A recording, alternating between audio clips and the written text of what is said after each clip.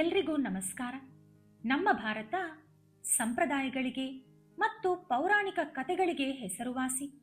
ಇಲ್ಲಿ ಪ್ರತಿಯೊಂದು ಹಬ್ಬಕ್ಕೂ ಒಂದು ವಿಶೇಷ ಅರ್ಥವಿದೆ.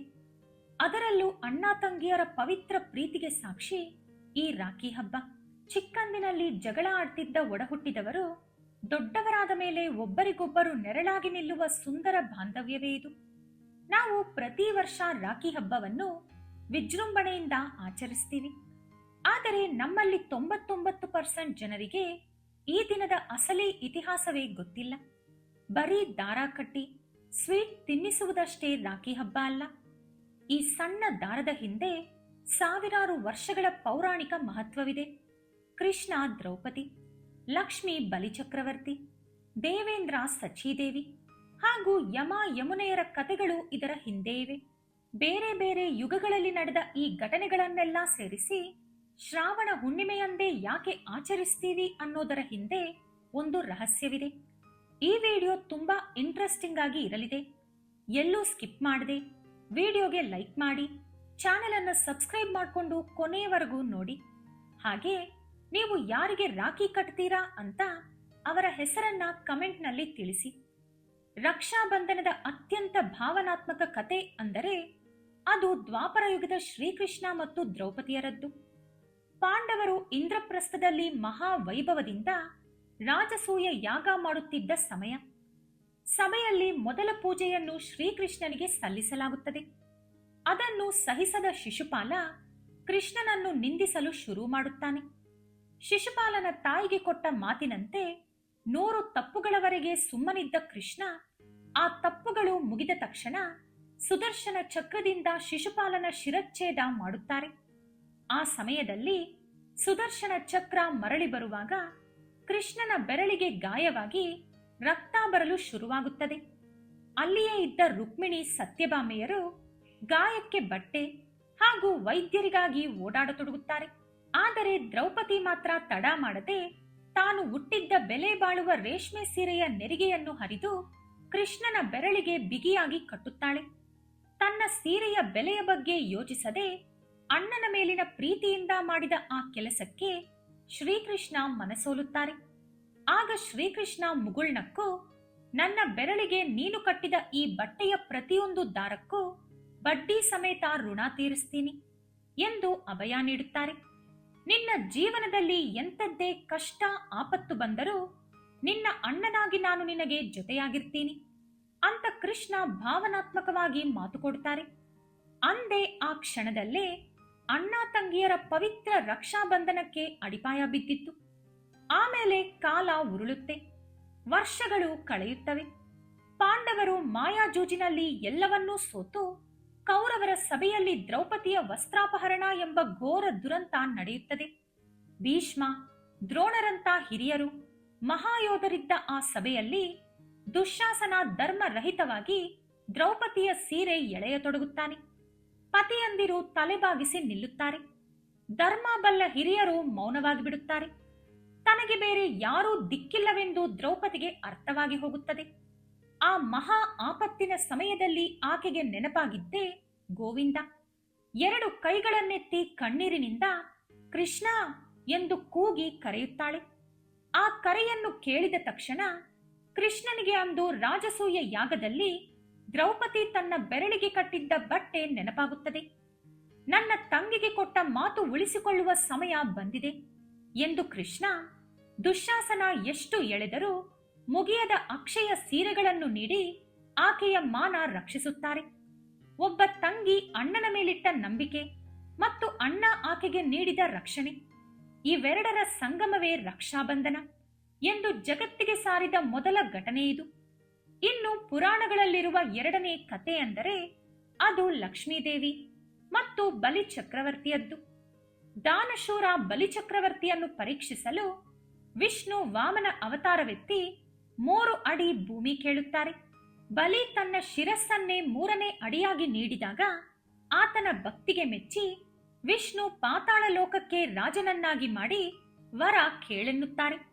ಆಗ ಬಲಿ, ನೀನು ಸದಾ ನನ್ನ ಕಣ್ಣ ಮುಂದೆಯೇ ಇರಬೇಕು, ನನ್ನ ಕೋಟೆಯ ದ್ವಾರಪಾಲಕನಾಗಿರಬೇಕು ಎಂದು ವರ ಪಡೆಯುತ್ತಾನೆ. ವಿಷ್ಣು ವೈಕುಂಠ ಬಿಟ್ಟು ಪಾತಾಳದಲ್ಲಿ ಕಾವಲಿರುವುದನ್ನು ನೋಡಿ ಲಕ್ಷ್ಮೀದೇವಿ ಚಿಂತಾಕ್ರಾಂತಳಾಗುತ್ತಾಳೆ. ಆಗ ನಾರದ ಮಹರ್ಷಿ ಬಂದು ಒಂದು ಉಪಾಯ ಹೇಳ್ತಾರೆ. ಶ್ರಾವಣ ಹುಣ್ಣಿಮೆಯಂದು ಸಾಮಾನ್ಯ ಮಹಿಳೆಯ ರೂಪದಲ್ಲಿ ಪಾತಾಳಕ್ಕೆ ಹೋಗಿ ಬಲಿಚಕ್ರವರ್ತಿಯ ಕೈಗೆ ರಕ್ಷಾಸೂತ್ರ ಕಟ್ಟಿ ಆತನನ್ನು ನಿನ್ನ ಅಣ್ಣನೆಂದು ಸ್ವೀಕರಿಸು ಎಂದು ಸಲಹೆ ನೀಡುತ್ತಾರೆ. ನಾರದರ ಮಾತಿನಂತೆ ಲಕ್ಷ್ಮೀದೇವಿ ಶ್ರಾವಣ ಹುಣ್ಣಿಮೆಯಂದು ಬಡ ಬ್ರಾಹ್ಮಣ ಸ್ತ್ರೀಯ ವೇಷದಲ್ಲಿ ಪಾತಾಳಕ್ಕೆ ಹೋಗುತ್ತಾಳೆ. ಬಲಿಚಕ್ರವರ್ತಿ ಆಕೆಯನ್ನು ಪ್ರೀತಿಯಿಂದ ಸ್ವಾಗತಿಸಿದಾಗ ಲಕ್ಷ್ಮೀದೇವಿ ಆತನ ಮಣಿಕಟ್ಟಿಗೆ ಪವಿತ್ರವಾದ ರಕ್ಷಾಸೂತ್ರ ಕಟ್ಟುತ್ತಾಳೆ. ಇದರಿಂದ ಭಾವುಕನಾದ ಬಲಿಚಕ್ರವರ್ತಿ, ತಂಗಿ, ನಿನ್ನ ಈ ಪ್ರೀತಿಗೆ ಬದಲಾಗಿ 3 ಲೋಕದ ಸಂಪತ್ತನ್ನೇ ಕೊಡ್ತೀನಿ, ನಿನಗೇನು ಬೇಕೋ ಕೇಳು ಎಂದು ಮಾತು ಕೊಡ್ತಾನೆ.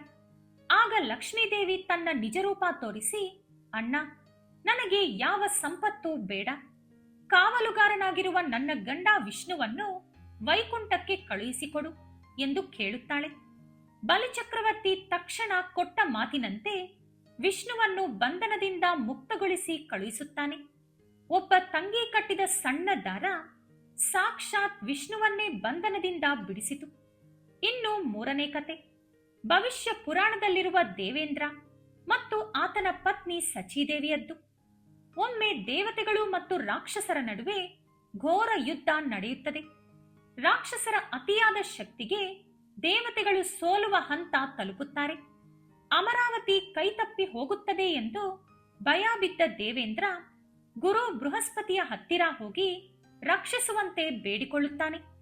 ತನ್ನ ಗಂಡನ ಈ ದೀನ ಸ್ಥಿತಿಯನ್ನು ನೋಡಿ ಸಚೀದೇವಿ ತುಂಬಾ ನೊಂದು ಹೋಗುತ್ತಾಳೆ. ತನ್ನ ಗಂಡ ನಿಸ್ಸಹಾಯಕನಾಗಿ ನಿಂತಿರುವುದನ್ನು ನೋಡಲಾಗದ ಸಚೀದೇವಿ ಆತನಿಗೆ ಗೆಲುವು ತಂದೇ ತರಬೇಕೆಂದು ನಿರ್ಧರಿಸುತ್ತಾಳೆ. ಆಗ ಗುರು ಬೃಹಸ್ಪತಿಯು ಶ್ರಾವಣ ಹುಣ್ಣಿಮೆಯ ಪವಿತ್ರತೆಯನ್ನು ತಿಳಿಸಿ ಒಂದು ಉಪಾಯ ಹೇಳ್ತಾರೆ. ಸಚೀದೇವಿ ಶ್ರಾವಣ ಹುಣ್ಣಿಮೆಯಂದು ನಿಷ್ಠೆಯಿಂದ ಪೂಜೆ ಮಾಡಿ ಮಂತ್ರಗಳಿಂದ ಶಕ್ತಿ ತುಂಬಿದ ಪವಿತ್ರ ದಾರವನ್ನು ಯುದ್ಧಕ್ಕೆ ಹೊರಟ ದೇವೇಂದ್ರನ ಮಣಿಕಟ್ಟಿಗೆ ಕಟ್ಟುತ್ತಾಳೆ. ಆ ರಕ್ಷಾಸೂತ್ರ ಕಟ್ಟಿದ ತಕ್ಷಣ ಇಂದ್ರನಲ್ಲಿ 100 ಆನೆಗಳ ಬಲ ಉಕ್ಕಿ ಬರುತ್ತದೆ. ಇಂದ್ರನ ಆ ತೇಜಸ್ಸಿನ ಮುಂದೆ ರಾಕ್ಷಸರ ಯಾವ ಅಸ್ತ್ರಗಳು ಕೆಲಸ ಮಾಡದೆ ದೇವತೆಗಳಿಗೆ ಅದ್ಭುತ ಗೆಲುವು ಸಿಗುತ್ತದೆ. ನೋಡಿದ್ರ, ಗಂಡನ ಪ್ರಾಣ ರಕ್ಷಣೆಗಾಗಿ ಪತ್ನಿ ಕಟ್ಟಿದ ಸಣ್ಣ ದಾರ ಎಂತ ಪವಾಡ ಮಾಡಿತು. ಹಿಂದಿನ ಕಾಲದಲ್ಲಿ ಬರೀ ಅಣ್ಣ ತಂಗಿ ಅಷ್ಟೇ ಅಲ್ಲ, ಯುದ್ಧಕ್ಕೆ ಹೊರಡುವಾಗ ಪತಿಯಂದಿರಿಗೆ ಪತ್ನಿಯರು, ರಾಜರಿಗೆ ಪುರೋಹಿತರು ಕೂಡ ಆಪತ್ತಿನಿಂದ ಕಾಪಾಡಲು ಈ ರಕ್ಷಾಸೂತ್ರ ಕಟ್ಟುತ್ತಿದ್ದರೆಂದು ಭವಿಷ್ಯ ಪುರಾಣ ಹೇಳುತ್ತದೆ. ಇನ್ನು ಕೊನೆಯ ಮತ್ತು ಅತ್ಯಂತ ಭಾವನಾತ್ಮಕ ಕಥೆಯೆಂದರೆ ಸಾಕ್ಷಾತ್ ಮೃತ್ಯುದೇವ ಯಮಧರ್ಮರಾಜ ಮತ್ತು ಆತನ ತಂಗಿ ಯಮುನಾದೇವಿಯರದ್ದು. ಯಮಧರ್ಮರಾಜ ಸದಾ ತನ್ನ ಕರ್ತವ್ಯಗಳಲ್ಲಿ ತೊಡಗಿರುತ್ತಿದ್ದರು. ಆದರೆ ಸೂರ್ಯ ಭಗವಾನನ ಮಕ್ಕಳಾದ ಯಮ ಮತ್ತು ಯಮುನಾಳ ನಡುವೆ ಅಪಾರ ಪ್ರೀತಿ ಇತ್ತು. ಮದುವೆಯಾಗಿ ಹೋದ ಯಮುನೆಗೆ ಅಣ್ಣನನ್ನು ಮನೆಗೆ ಕರೆದು ತನ್ನ ಕೈಯಾರೆ ಅಡುಗೆ ಮಾಡಿ ಬಡಿಸಬೇಕೆಂಬ ಆಸೆ ಇತ್ತು. ಎಷ್ಟು ಕರೆದರೂ ಕೆಲಸದ ಒತ್ತಡದಿಂದ ಯಮನಿಗೆ ಹೋಗಲಾಗಲಿಲ್ಲ. ವರ್ಷಗಳೇ ಕಳೆದರೂ ಯಮುನೆಯ ಕಾಯುವಿಕೆ ನಿಲ್ಲಲಿಲ್ಲ. ಕೊನೆಗೆ ಒಂದು ದಿನ ಯಮನಿಗೆ ತಂಗಿಯ ಪ್ರೀತಿ ನೆನಪಾಗಿ ತನ್ನೆಲ್ಲಾ ಕೆಲಸ ಬದಿಗಿಟ್ಟು ಆಕೆಯನ್ನು ನೋಡಲು ಹೊರಟರು. ಸರಿಯಾಗಿ ಆ ದಿನ ಪವಿತ್ರವಾದ ಶ್ರಾವಣ ಹುಣ್ಣಿಮೆ. ತನ್ನ ಮನೆ ಬಾಗಿಲಲ್ಲಿ ನಿಂತಿದ್ದ ಅಣ್ಣನನ್ನು ನೋಡಿ ಯಮುನಾದೇವಿಯ ಆನಂದಕ್ಕೆ ಎಲ್ಲೆಯೇ ಇರಲಿಲ್ಲ. ಕಣ್ಣೀರ ದಾರಿಯೊಂದಿಗೆ ಓಡಿ ಬಂದು ಅಣ್ಣನನ್ನು ಪ್ರೀತಿಯಿಂದ ಸ್ವಾಗತಿಸುತ್ತಾಳೆ. ತನ್ನ ಕೈಯಾರೆ ಅಣ್ಣನ ಕಾಲು ತೊಳೆದು ರುಚಿ ರುಚಿಯಾದ ಅಡುಗೆ ಮಾಡಿ ಪ್ರೀತಿಯಿಂದ ಬಡಿಸುತ್ತಾಳೆ. ಯಮಲೋಕದ ಆರ್ತನಾದಗಳನ್ನು ಕೇಳಿ ಕಠಿಣವಾಗಿದ್ದ ಯಮನ ಹೃದಯ ತಂಗಿಯ ಈ ಪವಿತ್ರ ಪ್ರೀತಿಗೆ ಕರಗಿ ಹೋಗುತ್ತದೆ. ಊಟವಾದ ಮೇಲೆ ತನ್ನ ಅಣ್ಣ ಆಯುಷ್ಯ ಮತ್ತು ಆರೋಗ್ಯದಿಂದಿರಲಿ ಎಂದು ಪ್ರಾರ್ಥಿಸುತ್ತಾ ಯಮನ ಮಣಿಕಟ್ಟಿಗೆ ಪವಿತ್ರ ದಾರ ಕಟ್ಟುತ್ತಾಳೆ.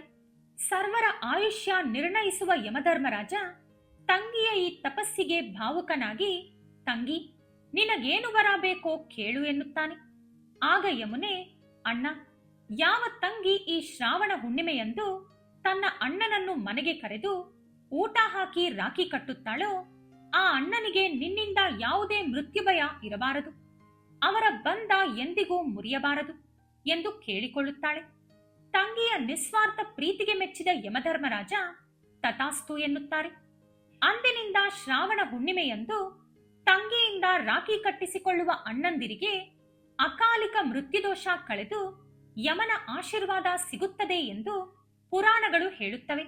ಇಲ್ಲಿಯವರೆಗೆ ನಾವು ಕೃಷ್ಣ ದ್ರೌಪದಿ, ಲಕ್ಷ್ಮಿ ಬಲಿಚಕ್ರವರ್ತಿ, ಇಂದ್ರ ಸಚೀದೇವಿ ಹಾಗೂ ಯಮ ಯಮುನಾ ಹೀಗೆ 4 ವಿಭಿನ್ನ ಯುಗಗಳಲ್ಲಿ ನಡೆದ 4 ಅದ್ಭುತ ಕಥೆಗಳನ್ನು ಕೇಳಿದ್ವಿ.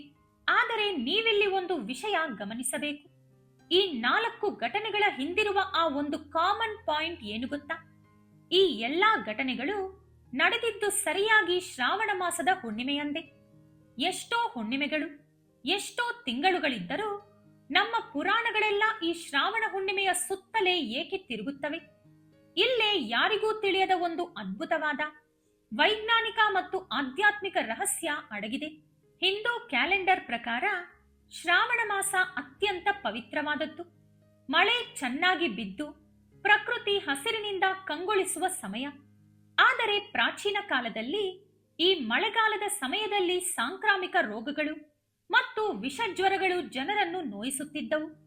ಆಗ ನಮ್ಮ ಆಯುರ್ವೇದ ಪಂಡಿತರು ಮತ್ತು ಋಷಿಗಳು ಒಂದು ಅದ್ಭುತ ಔಷಧವನ್ನು ಕಂಡುಹಿಡಿದರು.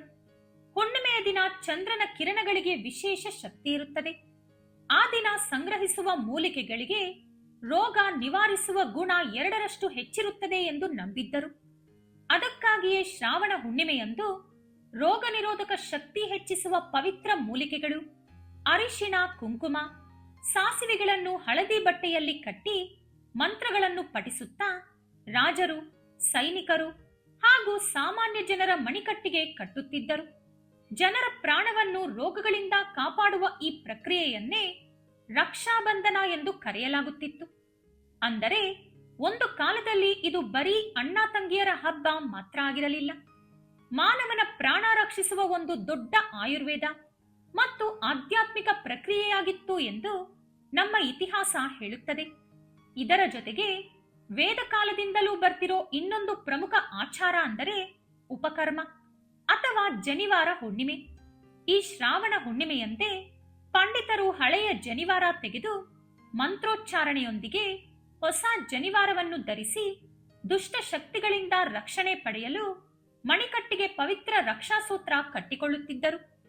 ಆಯುರ್ವೇದ ಮತ್ತು ವೇದ ಮಂತ್ರಗಳ ದೃಷ್ಟಿಯಿಂದ ನೋಡಿದರೆ ಶ್ರಾವಣ ಹುಣ್ಣಿಮೆಗಿಂತ ಶಕ್ತಿಶಾಲಿ ದಿನ ಇನ್ನೊಂದಿಲ್ಲ. ಅದಕ್ಕಾಗಿಯೇ ಸಾಕ್ಷಾತ್ ಪರಮಾತ್ಮ ಕೂಡ ತನ್ನ ಭಕ್ತರನ್ನು ರಕ್ಷಿಸಲು ಇದೇ ದಿನವನ್ನು ಆಯ್ಕೆ ಮಾಡಿಕೊಂಡಿತ್ತು. ಕಾಲಕ್ರಮೇಣ ರಜಪೂತರ ಆಳ್ವಿಕೆಯ ಕಾಲದಲ್ಲಿ ಇದಕ್ಕೊಂದು ಹೊಸ ರೂಪ ಸಿಕ್ಕಿತು. ಯುದ್ಧಗಳ ಸಂದರ್ಭದಲ್ಲಿ ತಮ್ಮ ಪ್ರಾಣ ಮತ್ತು ಮಾನ ಕಾಪಾಡಿಕೊಳ್ಳಲು ಹೆಣ್ಣು ಮಕ್ಕಳು ಪಕ್ಕದ ರಾಜ್ಯದ ರಾಜರಿಗೆ ಹಾಗೂ ತಮ್ಮ ಅಣ್ಣ ತಮ್ಮಂದಿರಿಗೆ ಈ ಪವಿತ್ರ ದಾರವನ್ನು ಕಳುಹಿಸಲು ಶುರು ಮಾಡಿದರು.